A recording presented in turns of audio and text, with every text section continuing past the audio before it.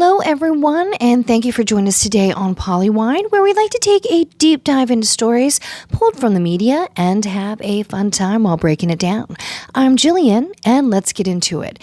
So first and foremost, I want to say thank you very much to the patience of my Polywiners. I usually like to come to you on Mondays and Fridays, but this week we are getting a little bit of a later start. We've had Hurricane Debbie hit the East Coast, and we have had a little bit of some issues following that. I've had some technical issues. I've had some power outages. There's been a little bit of flooding, so we are dealing with that. So getting a little bit of a later start, but thank you very much for your patience, and thank you for coming back and joining us. So let's get into it, shall we? So speaking of weather and following Hurricane Debbie, we are waiting and keeping an eye on Tropical Storm Ernesto, right? He is right off the coast of Puerto Rico, and he is right on the border of being upgraded from a tropical storm to a hurricane. I think the requirements is about 74 miles per hour to be categorized as a Cat 1 right now, as of early this morning. It was still around 70 miles per hour. So it's right there kind of on that border where it's about 85 miles off the coast of Puerto Rico. So keep your eyes open on that. It's still early on. It can change in directions going to the U.S. It could go to the East Coast. It could go to the Gulf. We don't really know the direction yet. It's still pretty early on. But please keep your thoughts and prayers open for our friends in Puerto Rico. It is a beautiful place, most wonderful and beautiful people. And our hearts and thoughts definitely go out to you. And that goes to all of our other friends in the Caribbean. And so let's keep our eyes open then. Okay? So moving on to some other stories about Mother Nature. I don't know if you are familiar about the sad story about the beautiful natural monument in Glen Canyon National Recreational Area. There's this beautiful natural formations of sandstone, and it was certainly had this area right over the water called the Double Arches. Beautiful. It just recently collapsed. National Park Services have been keeping an eye on that area for a while, especially with climate change, water erosion, all the natural elements that that it faces. Eventually, it was going to come down, and it just recently did. It's unfortunate. It was such a beautiful peak of the park. For those who were fortunate enough to have seen it and have pictures of it, remember it, love it. You were fortunate enough to see such a beautiful piece of nature, but it is now gone. We've had so many things in the last several years all over the globe that have cliffs that have fallen into the ocean, glaciers, just things are changing, though it's getting warmer, hotter. Climate change is happening, and these are the effects of time and change. So it's unfortunate that we've lost such a beautiful piece of our natural scenery, but we were fortunate to have had it for so long. So again, those who have pictures and were able to see it, how lucky are you? Another thing that's just recently, speaking of Mother Nature, on Monday morning, there was actually a considered smaller size, but not to me. I'm not really used to earthquakes, so I don't really feel that it's a small scale. But Monday morning, the LA area, right up in Pasadena, and I think it was right in Highland Park area, they got a 4.4 magnitude earthquake. So from what I understand, I live on the East Coast, not the West Coast. So I have friends that are on the West Coast, and what I've heard is that they've had a fair amount more of kind of earthquake rumblings, if you will.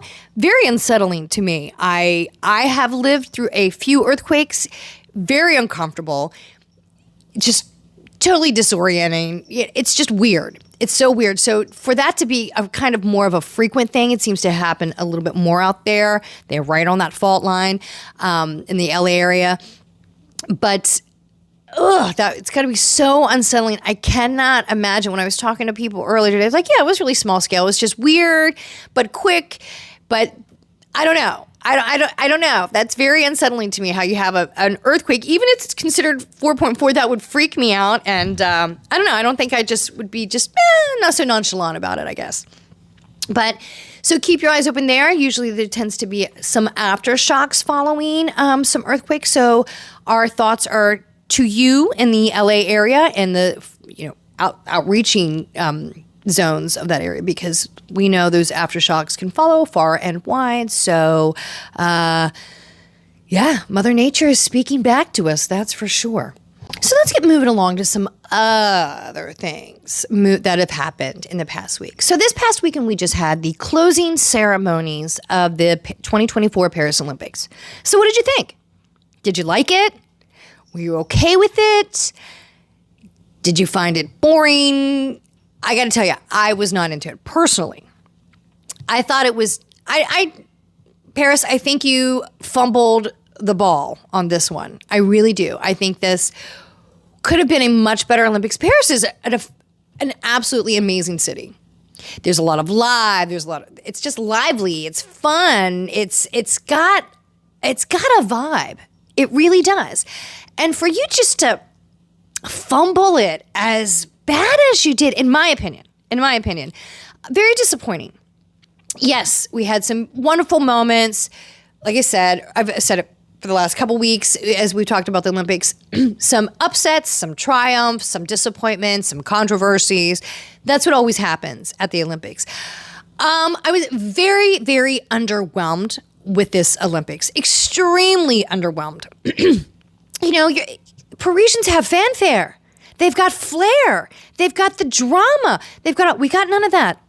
We had a weird opening ceremony that was just too long, and everybody became bored and just fizzled out and just lost our attention. But the fireworks were nice in the closing ceremony.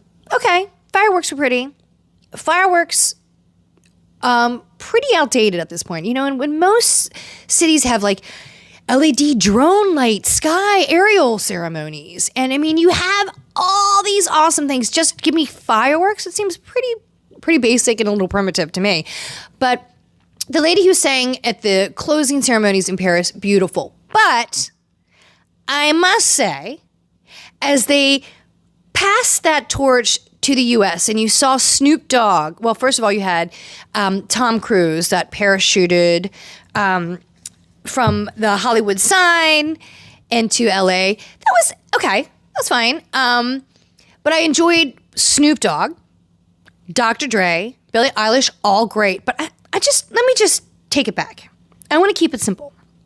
Can we just give a little bit of something? Can we give all the praise that we need to Snoop Dogg? That man not only somehow has become the Olympic ambassador and legend that he is, and he was everywhere. That man, I hope that man takes a month vacation after the Olympics.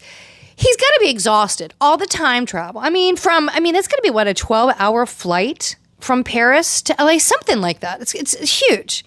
So that time frame, because he was at the breakdancing performances in Paris on Saturday, and then boom, Sunday he was right in LA. So that's a quick turnaround. But not only was he sitting there partying up at the breakdancing ceremony Saturday, but to see him after the closing ceremonies and then pass it to Snoop, and then walk on the beach in LA, and then start performing in his totally unique suit was just fantastic. The true style of Snoop Dogg. I love Snoop.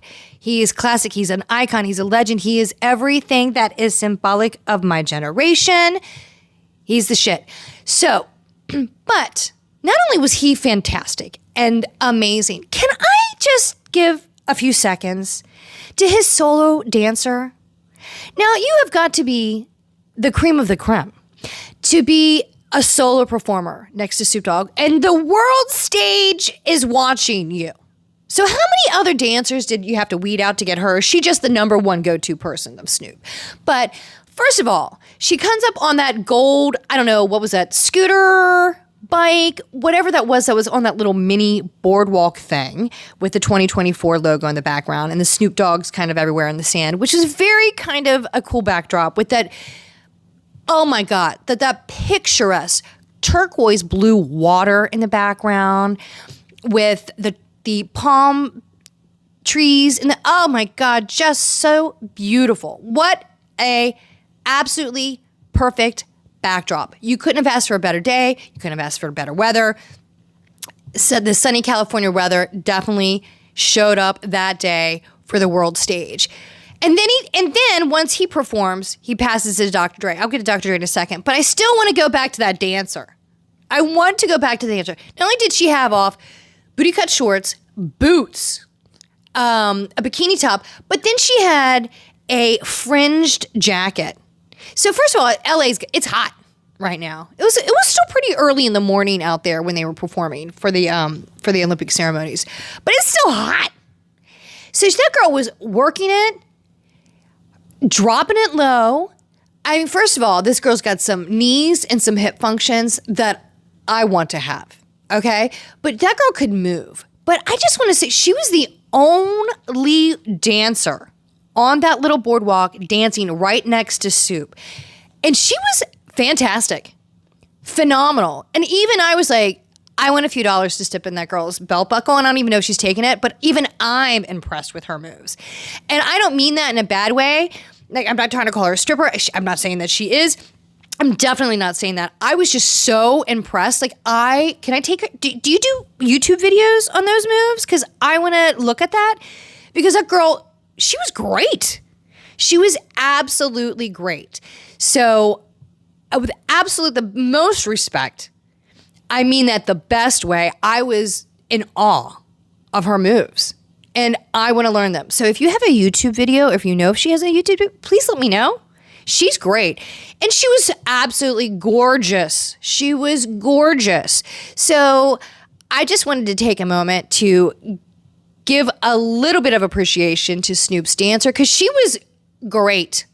She was with the exception of Billie Eilish, Snoop Dogg, and Dr. Dre, that woman was a performer. So please give her due. She deserves it. I am in awe of you, and I thought you were great. I thought you were great, and you got the crowd hyped. And Snoop, oh my God, you were so, so good. You just keep getting better. I think Snoop is like, you know what they say with wine? You get better with age and time. That's Snoop Dogg. He gets better. He gets more relaxed. He gets sillier. He doesn't have to do much. You just see him put his hands up and do that little dance that he does. That's all he needs to do. He's just great. Do you get better than that? Dre, you were phenomenal. You were so good. And to find out that Dr. Dre is an archer. He talks about that he has been in archery. He's been studying archery since, I think he said junior high, and he's trying to qualify for the 2020 Olympics. I think that is the coolest thing. So wouldn't it be interesting not only to see Dr. Dre perform at the opening, the pre-ceremonies to the 2028 Olympics as the closing ceremonies to the 2024 Paris Olympics, as Dr. Dre and Snoop, they came on, as the bridging over from the Paris to the LA Olympics. So wouldn't it be cool to see him in the pre-ceremonies and the actual events? That would be awesome. And can you imagine? I bet you the crowds are going to be so good in LA. LA's just got that vibe, right? It's entertainment city. It's the city of Hollywood. There's going to be celebrities. My son is already asking to get tickets for the 2028 LA Olympics. And I was like, oh my God, we're going to have to get them now. First of all, I cannot imagine how outrageously expensive those tickets are going to be. But it's just going to be, they're going to sell out so fast. But the venues are going to be incredible. There's going to be celebrities everywhere. It's going to be like Super Bowl to the 10th power with like the celebrity impact behind it. It's just going to be awesome. And I'm excited. I'm excited to have another Olympics back in the U.S. And I'm excited to have a Summer Olympics. I think was it the last Summer Olympics in L.A.? Was it 84? Wasn't the one with Mary Lou Retton? And I'm just going to state for the record, I'm originally from West Virginia, and so is Mary Lou Retton. So that's my back to that. But I think that was the last Summer Olympics that we've had. We had the Winter Olympics in Salt Lake City. As it's been recently announced, Salt Lake City just was awarded the next Winter Olympics. So exciting. But the Summer Olympics, summer just has such a different feeling. LA, that is such a great place to have a summer thing. So I hope that the weather in 4 years holds out well. I hope we don't have any natural events such as earthquakes, as we were talking about earlier.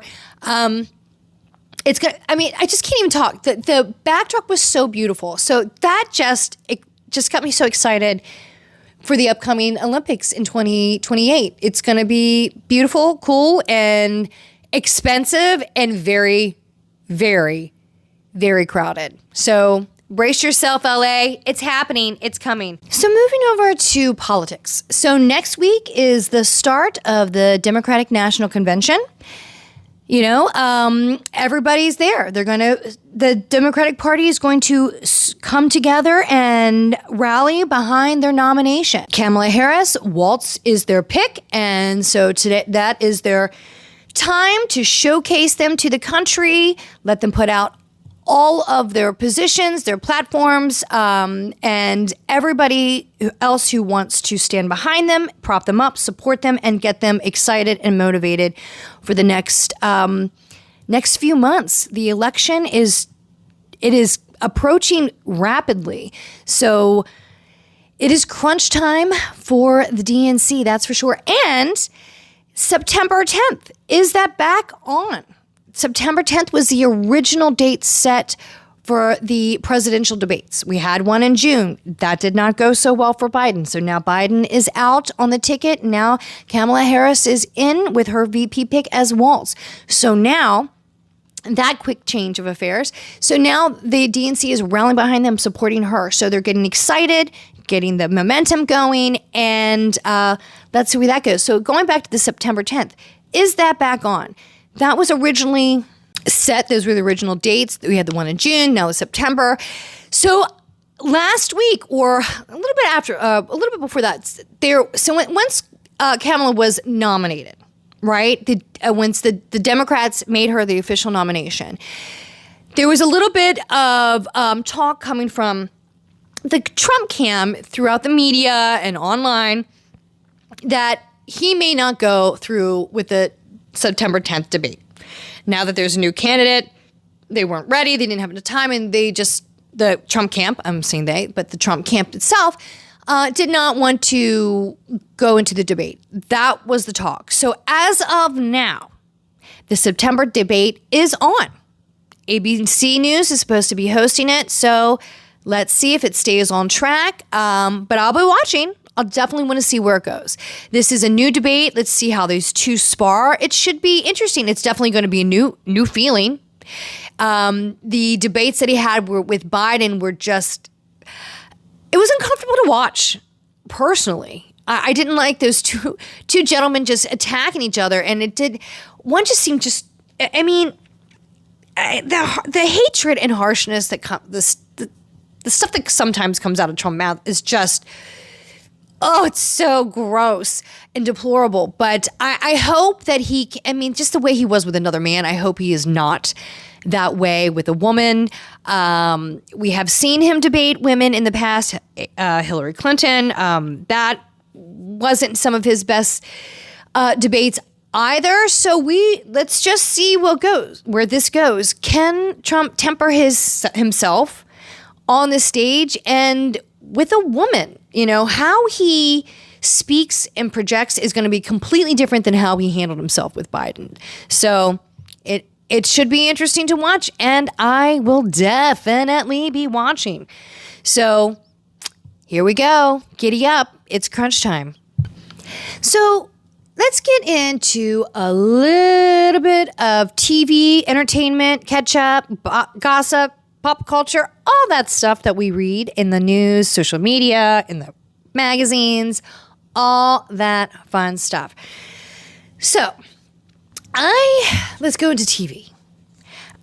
I do, yes, it's true, I do have the guilty pleasure of watching just some, of the 90 Day Fiancé franchise. I've told you, I got into it during COVID. I never thought I would, and it did. There's so many spinoffs. There's no way I can watch all of them. But there's two that I do typically watch. The original 90 Day Fiancé, and then I do like 90 Day Fiancé the other way, where they typically the American goes to another country to live there, and just to see how they adjust to the culture, the world, and everything that is different for them. That's what I find most entertaining to watch. I really do. Because most of the time, and it's typically usually Americans that on the show The Other Way go to another country, and typically they have extreme difficulty with the adjustment. Anyone's going to have adjustment challenges when they move and step into a different culture, different lifestyle. There's definitely going to be adjustments. And we're all set in our ways, right? But just to see it happening on camera, I find to be just wild. Well, they just recently had still airing, but it's a little bit different this year. So this season on Happily Ever After, where couples from previous seasons of 90 Day, either it be 90 Day Fiancé, The Other Way, Love in Paradise, all of those, they take some of the more popular couples from all of their shows, their spinoffs, and that have married and then moved on to creating families or wherever it may be. They follow up with them. Some of these couples are still together, have families now, and some have split, and you see them in their journey of separating. Well, this season, they decided to do the reunion very differently. They come back for their tell-all, the reunion, whatever you want to call it. It's usually called a tell-all with the 90 Day.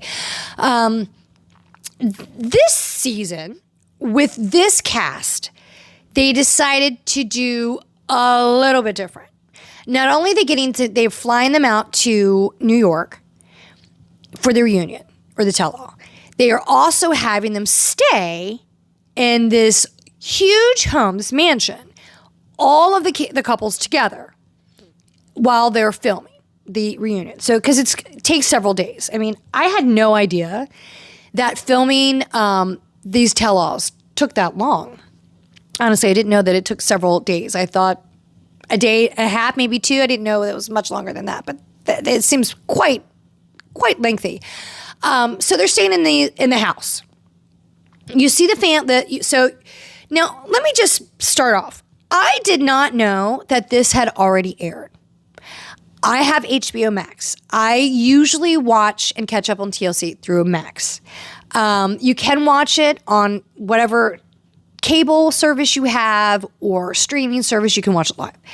But if you don't see it live, you now either have to go to TLC has its own new app called like TLC Go. And I actually had to download that because they've already aired 3 of the tell-all episodes on either live on or cable or on their app. And I think, don't quote me 100% on that.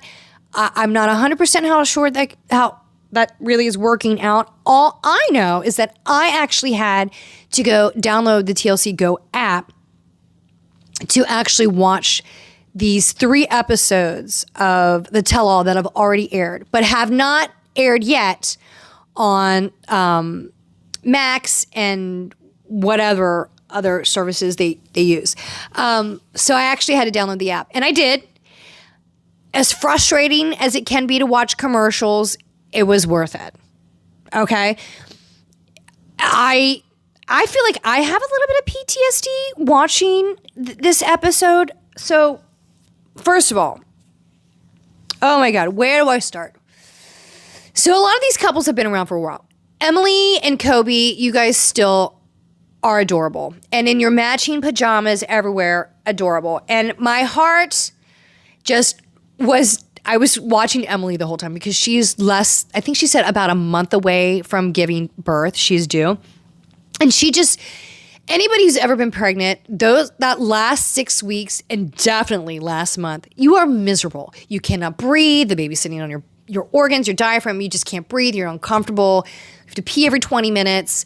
So I don't even know how she's sitting there. She looks uncomfortable, and everyone who's with her is just feeling with her. Jasmine, by the way, you look great. Without all the hair extensions and a lot of the other cosmetic fillers and procedures that you've had done, it definitely looks like you've kind of tamed that down a bit. And You are beautiful. You are stunning. You look so good. Yeah, you look great. You're absolutely great. And you are the voice of reason in this tell-all and in the home. I have always really liked Jasmine, even though she seems extremely emotional, overreactive, high maintenance, you name it. Over the top, too many Bretts in her hair, all those things. I don't care. I like Jasmine. She kind of, even with a lot of her materialistic things, when she speaks, she tells you exactly what she thinks, exactly what she needs from you, and what she wants you to do. There's really little room for interpretation. She's pretty clear on what she wants to get across. And she did that so well this entire episode, or 3 episodes so far, and I believe there's 2 more. But Ed, I find you more repulsive each time. I don't know how you can outdo yourself in being more hideous and horrible of a human, but you do. I don't know how you outdo yourself, but you do. It just gets worse every time. And Liz, thank God you are free of the man. And after all these years of seeing you on the TV in this relationship with him, and then seeing you following the relationship, even now that you're in a new relationship, I hope you get the help that you need so you do not repeat these cycles. This new boyfriend that you seem to have that showed up on the tell-all, we're all happy for you. He seems like he really, really is into you. The holding hand with your mom scene freaked me out a little bit. First of all, I'm glad that the mom really likes you. Liz's mom really likes you, because they get into the whole Ed and Liz story, right? And they broke up, thank God. By the way, Ed, what a douche. You called off your wedding and did not even inform your fiance that you called off the wedding. You did it out of anger and spite and to humiliate her and to control Liz. That's what that was. That is as clear as day. You piece of shit. And Liz, thank God, you get away from that man. But anyway, so they bring out her new boyfriend, who she's really into and he's really into her. And they also brought out Liz's mom to get her take on the breakup with Ed and now her new relationship. And I have my own opinions about the mother, okay? And I'll just leave that there. But as they're interviewing the mother, they're also interviewing the new boyfriend. And then the mom, Liz's mom and Liz's boyfriend, like Liz's boyfriend reaches out to hold Liz's mom's hand. And that's fine if he wants to comfort her and calm her down. But that handhold went on way too long. Like way too long. And I kept commenting to myself and to another person in the room, like, why are they still holding hands? Like, it's making me uncomfortable. Like that PDA between the mother and the new boyfriend. Weird, kind of gross, freaking me out a little bit. I don't like it. There were some flags that were going off on me with that. But putting that aside, my flags, for the moment, and I'm sure those were going to continue to come up as we move on in the next relationship, because she's going to be on the single life or whatever other spinoff they have to follow Liz, because everybody isn't invested in Liz at this point because she has been so broken and so beaten down by Ed over the years. So now that she's starting off new and fresh, I think everybody is going to kind of rally around her, and I think we're also going to want to see where she goes. I hope the best for you, Liz. You need somebody good in your life. You need somebody who's going to love you, support you, prop you up, and take care of you. In the emotional ways that you need. You need it. You really do. My heart goes out to you. But moving along to Gino and Jasmine. God. Gino, I always knew that you were shifty. I'm sorry. You always try and put up that. Okay, I don't know how to put this next. And in my opinion, this is my personal opinion, Gino's giving me a little bit of creep ick vibes, right? Always has. But if you are going to nail down a gorgeous girl like Jasmine, hot-tempered Jasmine, but you better be willing to bring it. She's gorgeous. She's energetic. She's personable. She's sociable. She's very intelligent. She's a pageant winner, all that. So you need to prop that girl up the way she needs. If that's what you want and that's what you go after, that's what you need to, you're going to have to maintain that. And you might call her high maintenance. Okay, maybe she is. I don't know. We only see a little bit of her. And I got to tell you, ever since she's come to the U.S., she seems so normal in a Jasmine kind of way. Right? She seems very down to earth. She's still, she still likes her superficial stuff. That's okay. That is okay. That's who she is. But I'm going to tell you, after this tell-all, Jasmine, I like you more. And Jasmine, I'm going to find you because I want you on my pad. I freaking love me some Jasmine. And the fact that Jasmine's,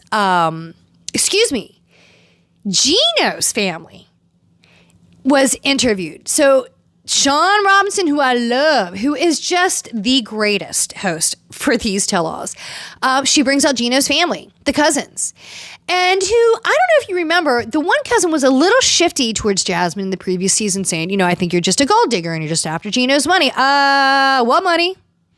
Because we're seeing the townhouse he lives in. Nothing to preach about. But, so they start asking, so Sean starts asking questions to Gino's cousins. What do you think about the relationship? Do you think it's mostly Gino? And they turned on Gino as fast as the wind. Gino, even your family was Team Jasmine. Like, first of all, like I was telling my friend, because they're like, oh, well, it's Gino's family, right? They're obviously going to be for Gino. I'm like, I don't know, because the one girl is, I think, Team Jasmine. At first it came off that they thought maybe it was Jasmine, but when you saw a little bit more of the family dynamic, when they would have like their family gatherings, you could see the family shifting more on Jasmine's side. And there were even a few conversations through the season where you saw Gino's family like, I think you should really do this for Jasmine. She's done so much for you. She's, left her family. And it would be really nice for you to do this for her and this for her. And even Gino's cousin was like, Jasmine articulates herself very well when she wants to say when she wants to get her opinions or her thoughts or her needs across. She communicates that extremely well. And when the cousin said that, all I could think about was that first big family picnic they had, where a little bit of too much personal information between Gino and Jasmine's relationship came up at the dinner table, and everybody was a little bit uncomfortable. Now, she communicated herself extremely well there. Uncomfortable to many, but there was no stone left unturned after that conversation. I think everybody in that family understood very well where they stood in that relationship, or where things stood, I should say, in that relationship. And I think Jasmine is doing that intentionally, right? She's doing that to make it clear, because Gino spins everything. And I gotta say, so many of these men do that technique and that tactic on this show, right? They spin everything around. So it's not me, even though when you clearly see that they are at fault for something, and nobody's ever fault free. Everybody has a little bit of their own, they participate in their own demise of these relationships, right? And like the one person says, it takes two to make a relationship and two to break it. As much as I hate to quote Ed, he's kind of right on that. It does take two to make a relationship and two to break it. Most of the time. Not always, but most of the time. And on that stage today, there were some pretty toxic relationships. But,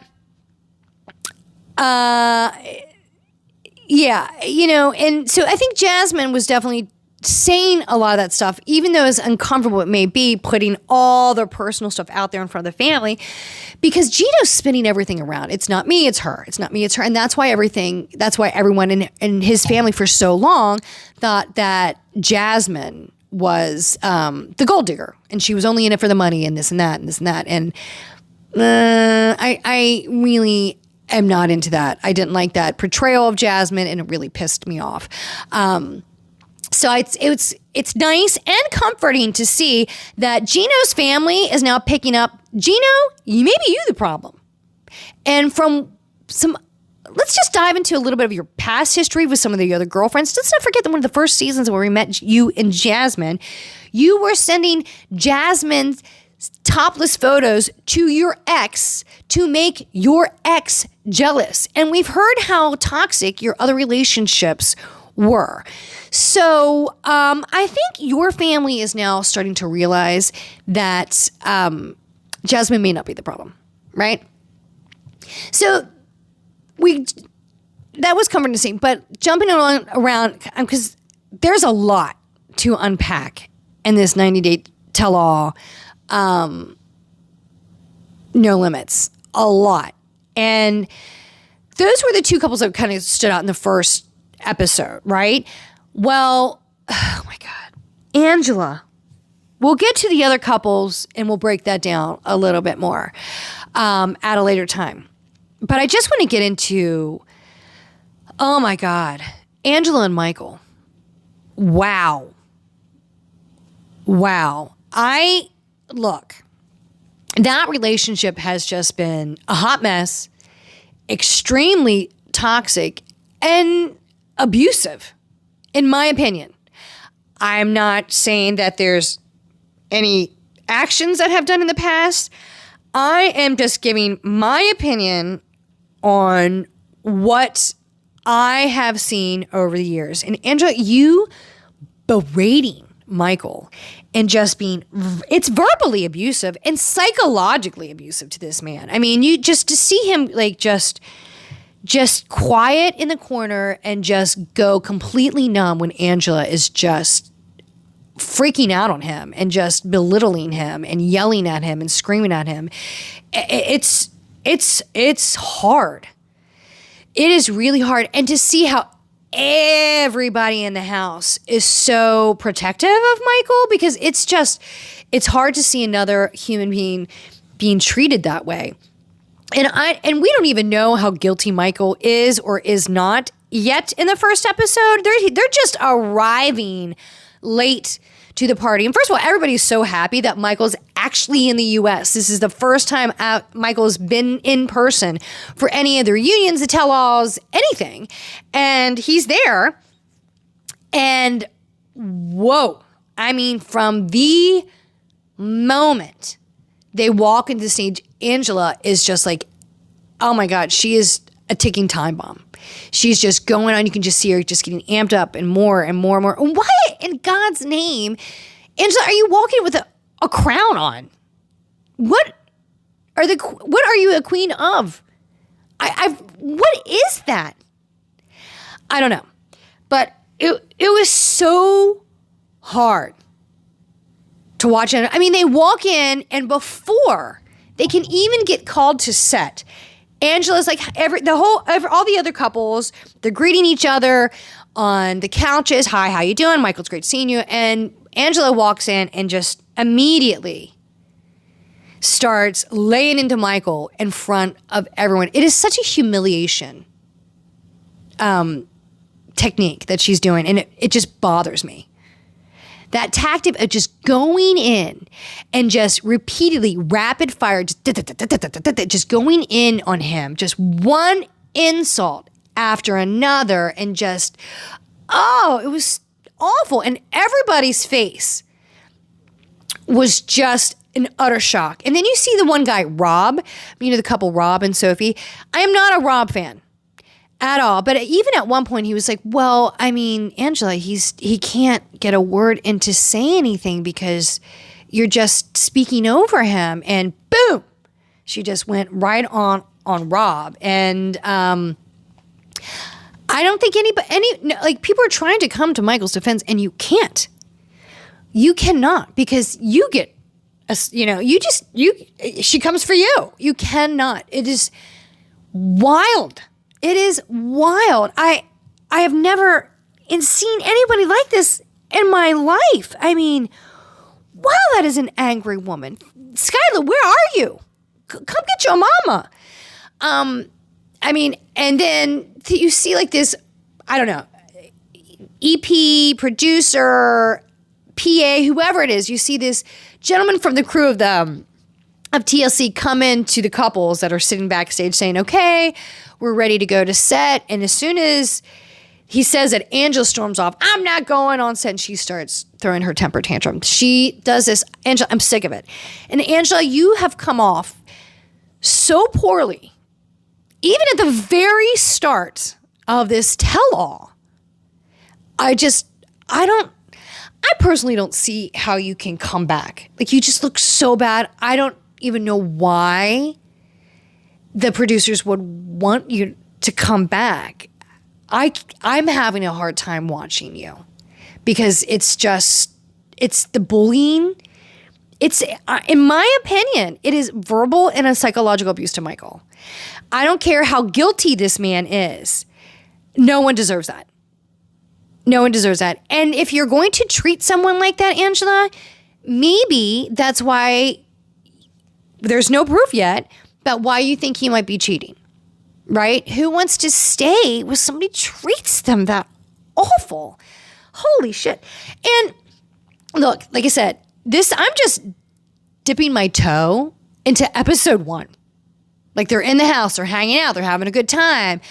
And wow. And then right before the tell-all, it goes right into it. I mean, I'm a little bit all over the place trying to discuss this tell-all and No Limits because it was all over the place. 1 minute they're in the house, 1 minute they're on the show. They're filming the tell-all. I mean, it's everywhere. But Angela, my God, it was so hard to watch. And they just did one on episode 1. And Ashley and Manuel, I found your story to be a little bit difficult to watch throughout the season. You did not keep my attention. I found your story boring. But I found you both really entertainment. First of all, Manuel's facial expressions during the tell-all portion has been fantastic. And just the way he's kind of keeping quiet in the house. But, every once in a while he'll chime in with a little bit of a comment is excellent. Ashley, you have been such the voice of reason, and you really have excellent questions and follow-up questions to kind of pull conversations out of the other couple and to also help clarify some of the things that people were trying to say. You pull out those a little bit of extra questions to give a little bit of extra explanation of what some of the other people are trying to say, because they are kind of caught up in their emotions and sometimes they're not really getting a lot of what they're trying to express out. And you are doing a really excellent job.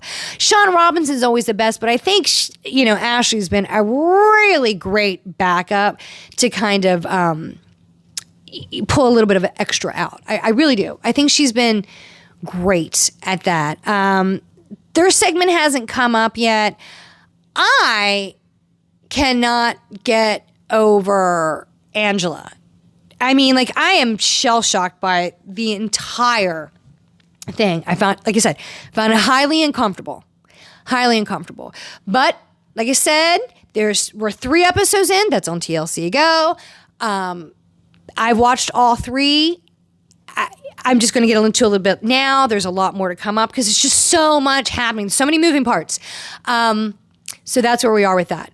I'll bring it back to you. There's 2 more episodes. I'll keep watching. So much of episode 3 was just all Angela and Michael. And wow. Wow. But again, I think Kobe and Emily are absolutely adorable. And they might be my favorite couple so far. And Jesus, they have so many kids.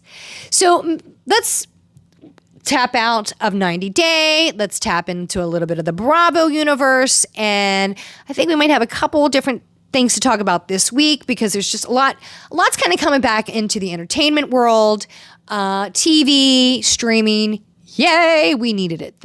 Everybody kind of took a break. I'm so glad they're bringing back shows during the summer, even though we're leading into the fall. But the summer used to be the drought of TV, and I like the fact that they realize that some people, not everybody's on vacation the entire summer. So let's bring back some new TV for those who are still watching. So this week we had the review, if you will, if that's what you want to call it, on New Jersey Housewives on Bravo, where the New Jersey Housewives got back together at the infamous Rails restaurant to recap the Last Supper.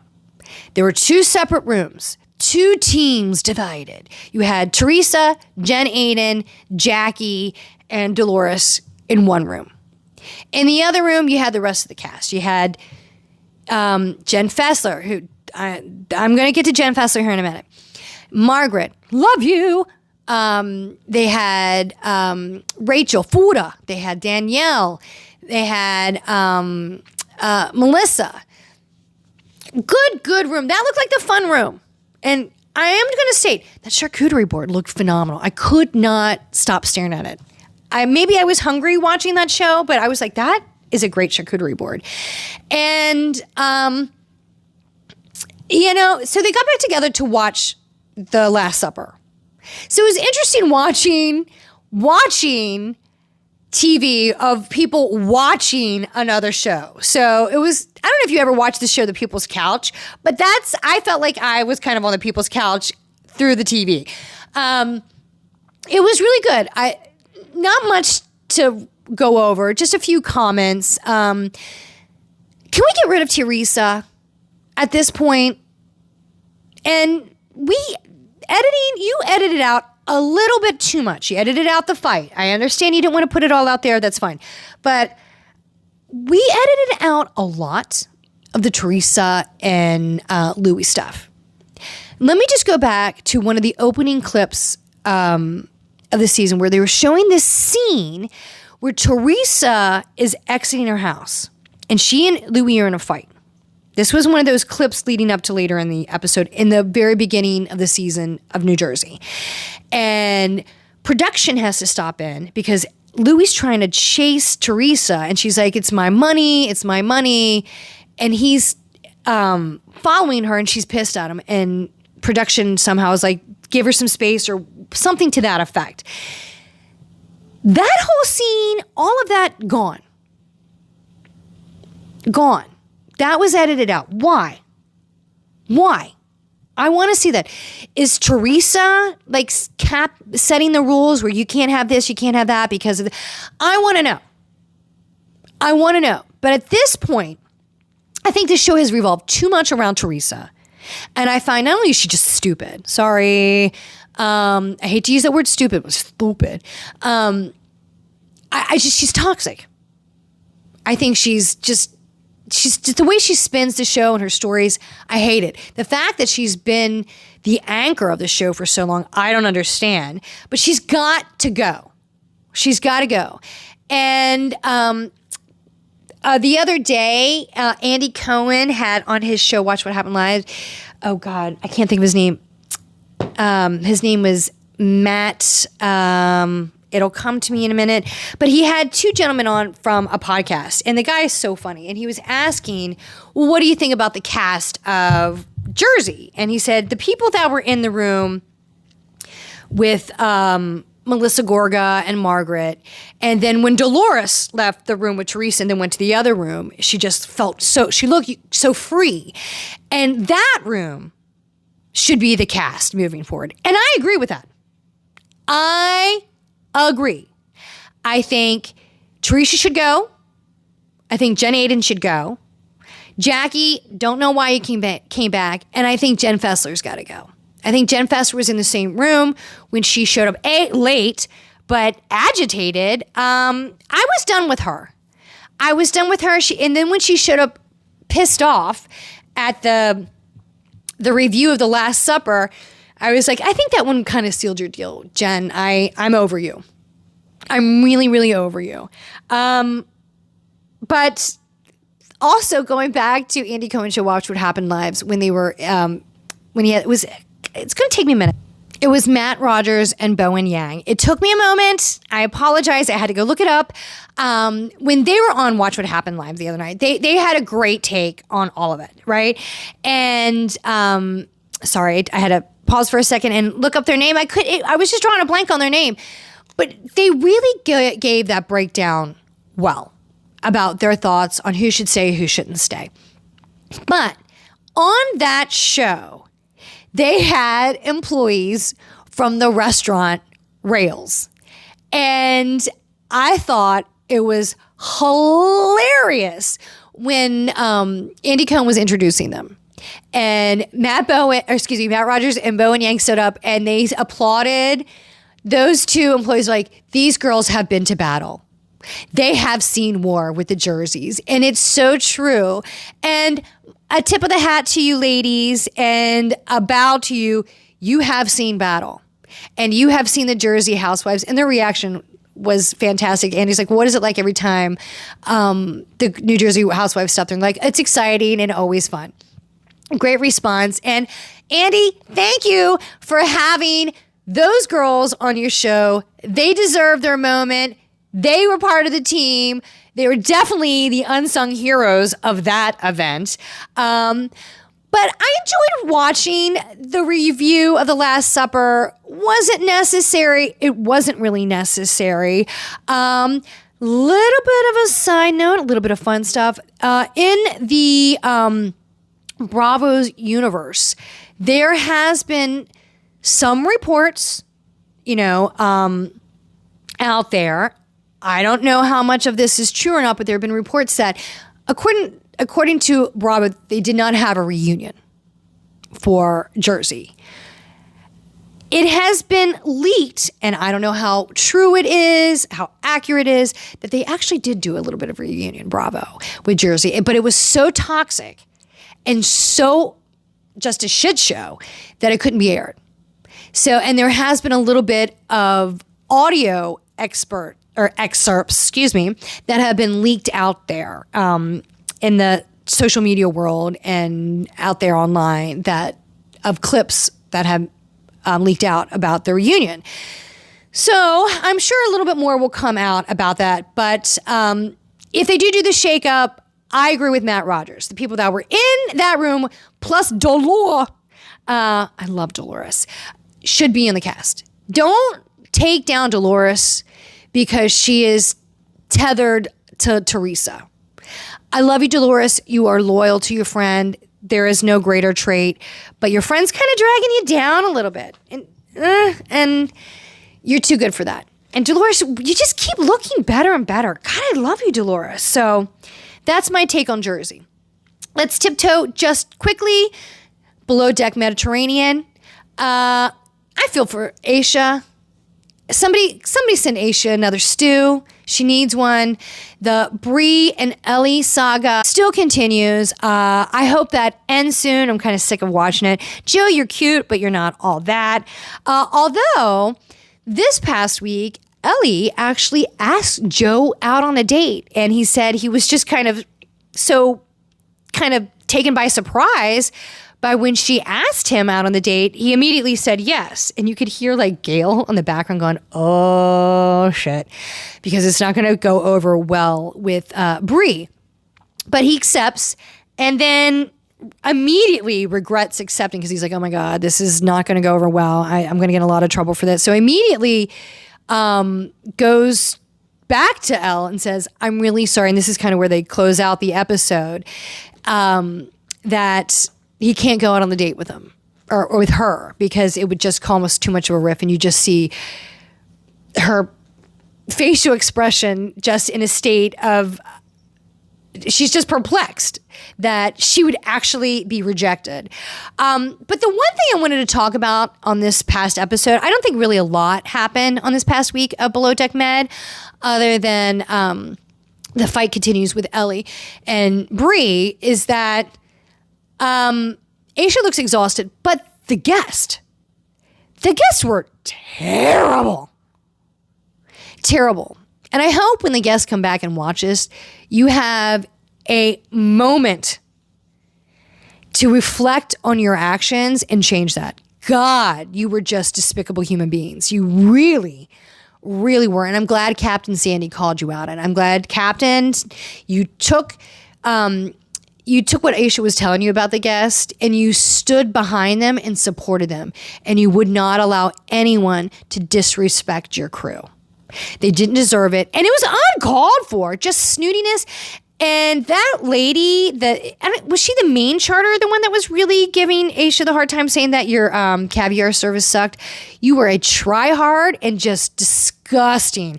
And eventually, your husband's probably not going to put up that for too long, because when he sees how bad you made everybody look and made him look, I don't know how he's going to feel about that. So careful, little lady. Bitchiness does come back to you. I felt that was really hard to watch. Watching Aisha, who's the nicest person, be treated like shit by this woman. And I got to tell you, this is a little bit of a sensitive subject for me as somebody who was a server and bartender for many, many years, paid for my school, and it was a great job.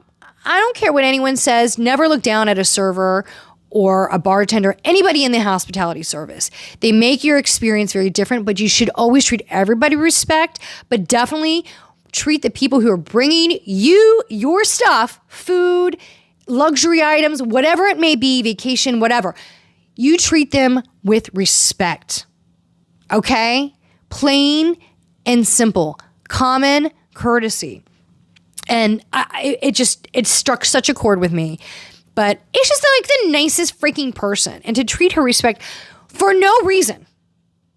For just to be an asshole, shame on you. Shame on you. So let's go over to Dubai. Dubai, they have been on a group trip to Bali. Beautiful, beautiful Bali. Not a lot has happening. You pick up on the episode. They're kind of getting over with the fight. Both Lisa and Ayan, they're moving on. Ayan and Stanberry have lunch and try to come back together and move past the issues that they had with the voice note. Again, never should leave voice note. That's voice evidence. That's how I look at that. So they're moving past their issue with the whole voice note, being called out on that. Ayan's pissed because she looked bad. Ayan and Carolyn Stanberry is right. And so is Lisa. Ayan, you were messy and shady. You got called out on it and you were embarrassed. So therefore, instead of owning it, which she did come a little bit out more in this episode saying, yeah, I overreacted. You did act like a child, a petulant, spoiled brat child with your reaction. Yeah. But this episode was a lot more fun. Brooks and Talene in a better place. They were back having fun, in a better relationship with their friendship. So that was good to see. Lisa, Ayan, better. Stanberry, Ayan, better. But it was fun. It was fun. The dress debacle, yeah, that was bad. They looked different, but I don't think the dinner would have worked out as well anyway. I think they would have had a huge fight at dinner and it would have been a bust if they all went to dinner dressed up in the local designer's clothes. 3 of them were miserable, and I think it would have just shifted the whole feel of the dinner. So having all of them sit at one table would have been a disaster. So seeing the dinner party, the 3 that were dressed up in the design, it was 4, excuse me, because you had Lisa, Ayan, Saba, and oh my God, why am I Brian? The other girl, Sarah. Yes, I don't know why I was Brian such a prank. They were at the dinner dressed up in the local designer's clothes. Then you had Stanberry, Brooks, and Talene back at the hotel getting room service, hanging out in their pajamas. I thought both of those dinner scenes totally fine. You could definitely tell that the people in the room were having a much better time. I think I would have rather been in that place. And I'm with Diane. I can't do foie gras. What? So I would enjoy just the noodles, PJs, and hanging out in my room. Especially when you travel. Sometimes just a low-key night in your room, kind of fun. You get tired, jet lag, all that. So I was fine with that. That was a fun episode to watch. And I did like the ending scene where they had the palm reader in there. That was fun. First of all, the palm reader was absolutely adorable. Trying to handle the energy of all those women and her facial expression when all the women were walking into the room to the party and Stanberry was handing them a giant penis. The reaction on the palm reader's hand was hilarious. And also, if you could see the guy in the room that worked for the hotel, his facial expression when everybody was passing out the penises was hilarious. An interesting fun fact, I did not know that dildos and vibrators and even model or fake penises would be confiscated at the Dubai airport. Good to know. And funny story that Lisa had saying that she had a vibrator confiscated at the airport. Hilarious. So funny. I bet that happens a lot. Not happened to me. I have seen a situation at an airport once that was comical. And I just found that to be an interesting fun fact. At the Dubai airport, they do not take those toys. Don't accept it, so don't try and pass one through. But I thought the final episode, the final scene on the episode was really funny. And how interesting when Carolyn Stanberry's like, do you see me with another child? And she's like, yes, one boy. And everybody started screaming like, ah! And she's like, I can't even tell Sergio about that because Sergio is going to harass me about wanting a baby now. And he will. And Carolyn, just a reminder, he is going to see this episode. And just as soon as he does, just know, baby, girl, I don't want a baby. He's going to be saying that to you. So fun way to end the episode. I thought, all in all, that was just a fun episode. Let's see where it goes next week when they head back home, back in the comforts. Will the shit hit the fan again? It had not a lot has happened in Dubai this season, but all in all, I've enjoyed it. I think it's been a fun season. So that's it for today, everyone. Thank you so much for joining us. We'll be back later in the week, discuss some more TV shows, a little bit of entertainment, pop culture, current events.